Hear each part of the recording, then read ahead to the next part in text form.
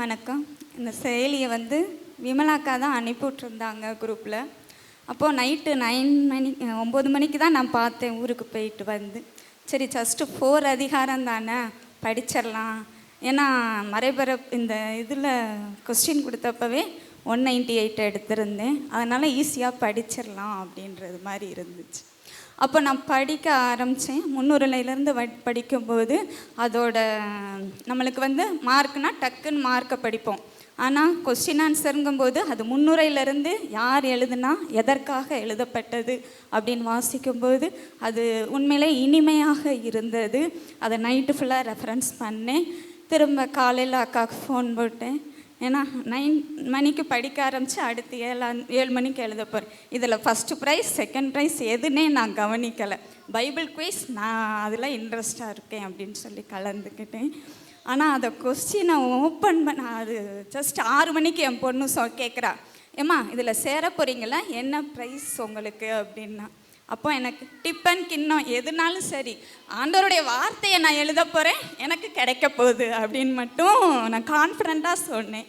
அப்போது என் பொண்ணு ஓப்பன் பண்ணி பார்த்துட்டு வாட்ஸ்அப்பில் அக்கா அனுப்புனதை பார்த்துட்டு, ஏம்மா 5000 அச்சிச்சோ அப்போனா என்னால் முடியாது.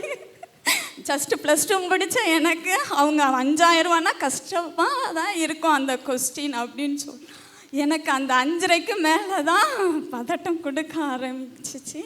ஆனாலும் அதை நான் என் பொண்ணு கான்ஃபிடெண்ட்டாக சொன்னான்.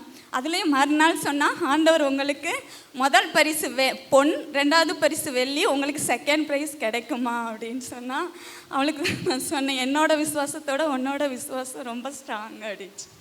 ஆனால் நான் இதை எழுதும்போது எனக்கு அவங்க சொன்ன மாதிரி ஒரு ஹார்ட் பீட் படபடன்னு இருந்துச்சு. அந்த 18 செகண்ட்குள்ளே தெரிஞ்ச ஆன்சரை டக்குன்னு எழுதிட்டேன். ஆனால் அவங்க ரொம்ப டஃப்பாக கொடுத்துருந்தாங்க. அந்த விதைகள் அந்த ஊமைகள் அப்படின்னா ஸ்டெப் பை ஸ்டெப்பாக எழுத சொல்லியிருந்தாங்க. நம்ம ஊமைகள் விதைப்பவர் ஊமை, கடுகு ஊமை அப்படின்ட்டு. ஆனால் அந்த 4 ஊமையும் ஃபார்ம் பண்ணி எழுதணும் அப்படிங்க சொல்லி டக்குன்னு யோசிப்போம். அந்த 18 செகண்ட் நம்ம ஆன்சரே கொண்டு வந்தாலும் ஓடி போயிருச்சு.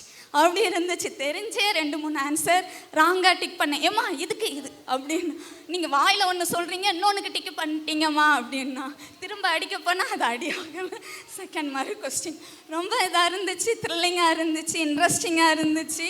அடுத்து எப்போ வைப்பாங்க, என்ன சொல்லுவாங்க அப்படிங்கிற வாஞ்சையோடு இருந்தேன். தேங்க்யூ.